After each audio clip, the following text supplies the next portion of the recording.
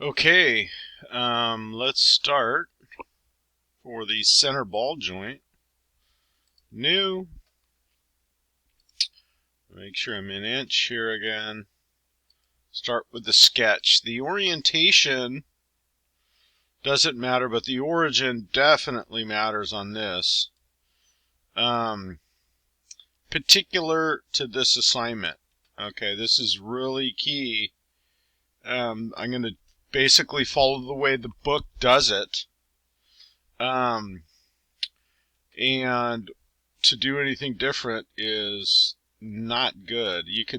There's other ways around getting the derived sketch, but you want to follow the way I do it, which is the same way the book does it. I'm going to use the line function. I'm going to start with a horizontal line, and I'm going to make these arcs, and then I'm going to do arc to arc to line to arc.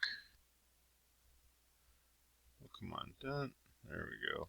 To line to arc. Go back to the endpoint to arc. To line to arc.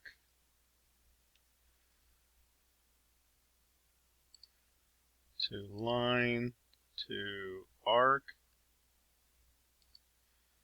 To line back to the endpoint to get into an arc, and then another arc all the way out like this.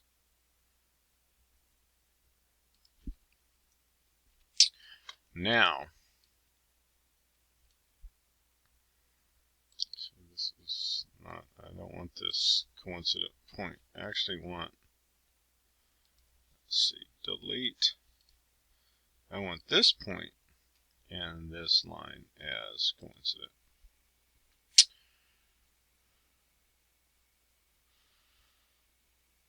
So the basic shape, I think before I even dimension this, I'm going to make sure each one of these arcs are tangent to the line. I think on this side I was able to get all these tangent. There's 6. 1, 2, 3, 4, 5, 6. And there's line, arc, line, arc, line, arc into the ending arc. And then on this side I can already tell there's 1, 2, 3, 4, 5. So this one here needs tangent. And I can drag this back a little bit here. I think the first dimension, I'm going to try the first dimension here as 50 thousandths on this radius.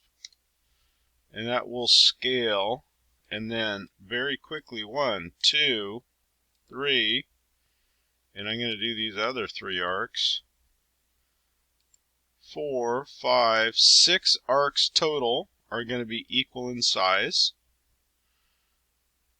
So that won't fold over itself too easily. I'm going to smart dimension this shoulder, actually the neck. It's 0.125 is the dimension. From here to here is 0.55 divided by 2.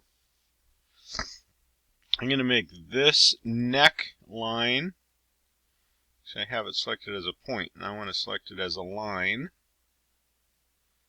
And this line I'll make collinear. And then the radius 0.368, and then it's going to be here and here, equal in size. Now this folded over itself as well, so I'm going to drag this back here. There's another linear dimension from arc center to this shoulder. This is 0.475, typical.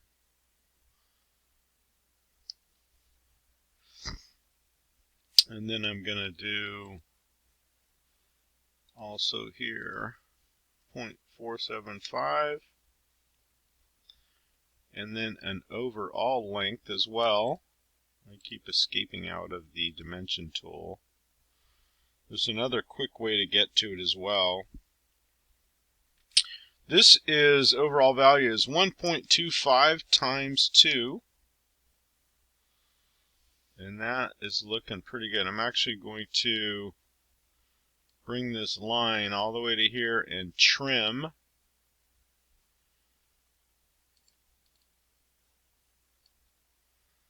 So now it's shaded. It looks, this is looking pretty good. Bring this out, bring this out. I can move this complete, and none of the other entities, I think everything's defined. The only thing I have to do now is get to this, actually it's this left side. So I want to make sure I'm on the correct one. It would be, actually it'd be this point. And it kind of doesn't matter. I guess you can do either arc centers. So this arc center is 0.31, and my part origin, I'm going to make these coincident. And so now my part origin is on the arc center, I guess of either side, I think would be okay. This looks pretty good. Fully defined. Again, there's quite a bit going on here, but just make sure these are tangent. All of these fillets are dimensioned correctly. And I'm going to now revolve this. From features, revolve. There's multiple lines here again, so this blue box is prompting me for the axis of revolution. I'll select this line here. I'm going to say yes. So this is pretty good. This is what I'm going for. I'm going to add my name to this. The title is Center Ball Joint.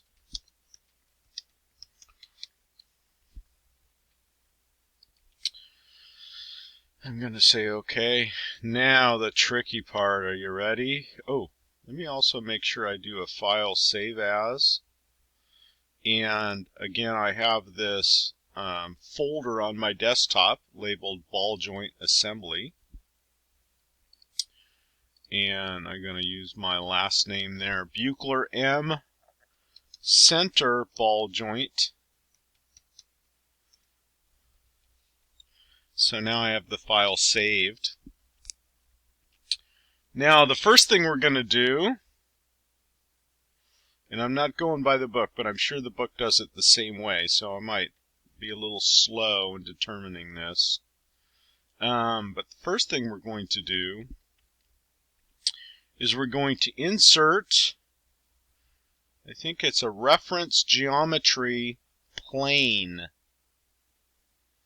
Again, let's try that again. Insert reference geometry plane. I'm going to, oh, it took a little while. It was kind of slow. I thought I had done something wrong, but this looks good. The property manager pops up, and I'm creating a reference plane. My first reference is going to be actually my right plane.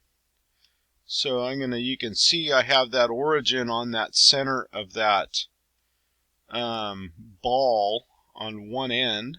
And again, you can kind of see it might not matter which end you're on.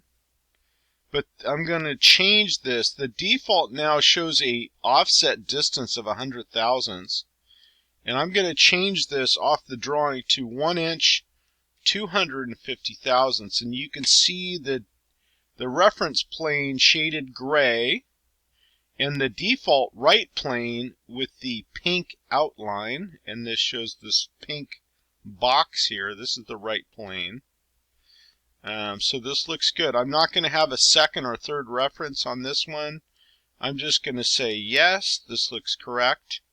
And it will populate here just below my base sketch and my base revolve extrusion.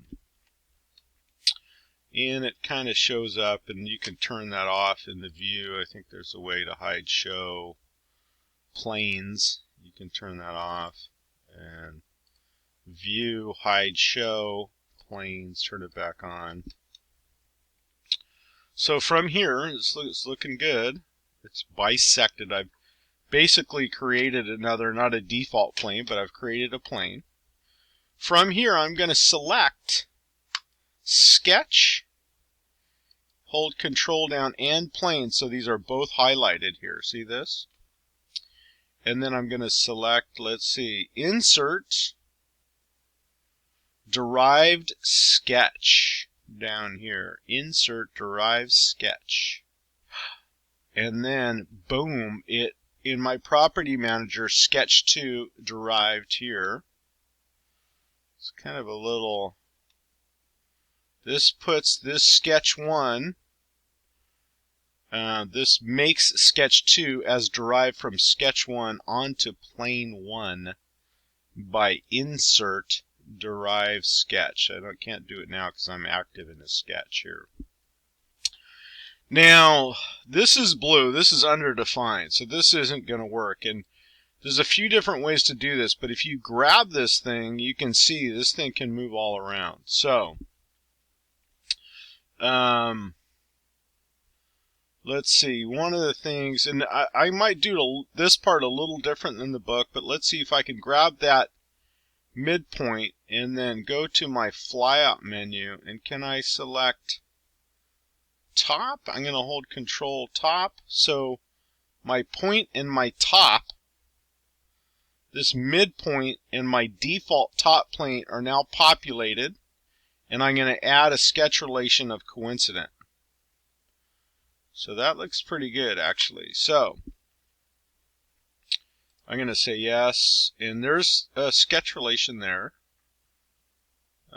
And this shows midpoint coincident to the top plane. So now let's grab this thing, and I can move it. It can spin, and it can move along the plane from that point. So I need to constrain this further, and I think the book does 2 collinear relations. So let's try another collinear. I'm going to select this edge, not a point, but the edge. I'm going to hold control. And how's about the right plane? Oh, I can't do that one here, so I'm going to delete that. How about this plane? No, I can't do that either. Can't do that. Top. Oh, come on. Let's see. Let me zoom out a little and see. How can I constrain this? What's my other default plane? Is this one? Front. Okay. So if I do again, let me just try that again. I'm going to select not the midpoint, this line, and front. There we go. Maybe I didn't select that correctly. Let's make these collinear. Is that it? Yes, I think again the book does it. The book does this relation as 2 collinears, I believe. And I'm using a collinear from the front, from collinear relation to the front plane to this line. And then another relation of coincident, the midpoint is coincident to the top. So there's 2 relations to constrain this sketch. If you have any questions, again, we have we'll have some Zoom. We have Zoom meetings Wednesday. I'm available Monday afternoon for tutoring. Wednesday before class for tutoring. Different tutoring times throughout the week, and then of course our Wednesday afternoon and Friday evening classes. So just make sure you're aware of that, especially these last few weeks of class, that if you get stuck, you can always certainly email me and I can send you that information. But get into it. You know, might struggle a little bit, but then figure out what skills you're missing or where you struggle, and let's get it corrected so you learn and are successful in these last few weeks. So with the Derive sketch shows down here fully defined, I'm going to select Features, Revolve. The axis of revolution again will be this mid. This looks good. Dun, dun, dun. Now, the way I had done it is like the book, and this is a requirement on this assignment that you actually make this Derive sketch from a plane that you've created. So we're getting a little bit deeper in here. This looks good. It shows here. I'm not sure. I think on this one, this will actually always show this as a negative, as a underdefined, but it is in fact fully defined.